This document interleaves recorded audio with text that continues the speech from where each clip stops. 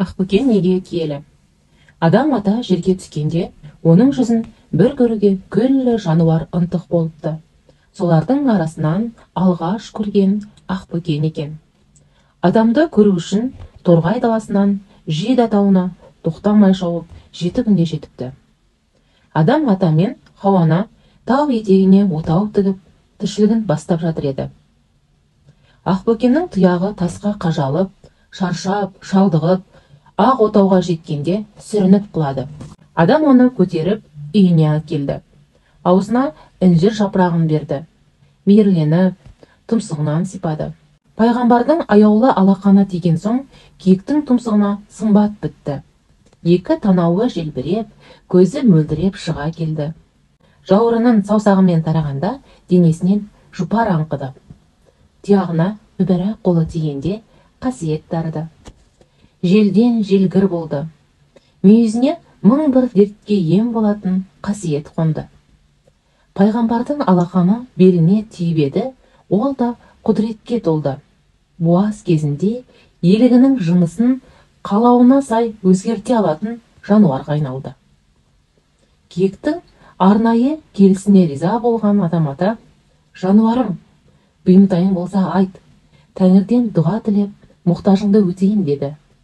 Сонда Ақбөкен: «Төл дегенде құралайым шыбын шіркейге жем болады. Одан қалса қасқыр шабады. Даланың шөбі төлме ауырлық етіп, қоң жинай алмай қиналады. Осыған бір шара болса» деді көзі мөлдіреп.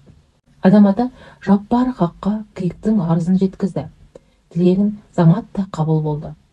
Содан бастап Құдайдың құдіретімен киік төлдер кезде бетпақ далада шыбын шіркейді шығартпас суық тұрады екен. Бұл құралайдың салқыны деп аталады. Сол мезгілде қасқырдың да киікке деген тәбеті тыйылады. Құралайлар көшке ілескенше оған жақындай алмайды екен. Жас киікке арнап даладан түйетабан деген шөп шықты. Ол тек Ақбөкен төлдер кезде ғана көгеріп, көктеп, кішкене лақтарға азық болады деседі. Ақбөкен Адам атаны көріп, қолынан жем жеп, мұраты орындалған соң Сарыарқаға қайтпақшы болады.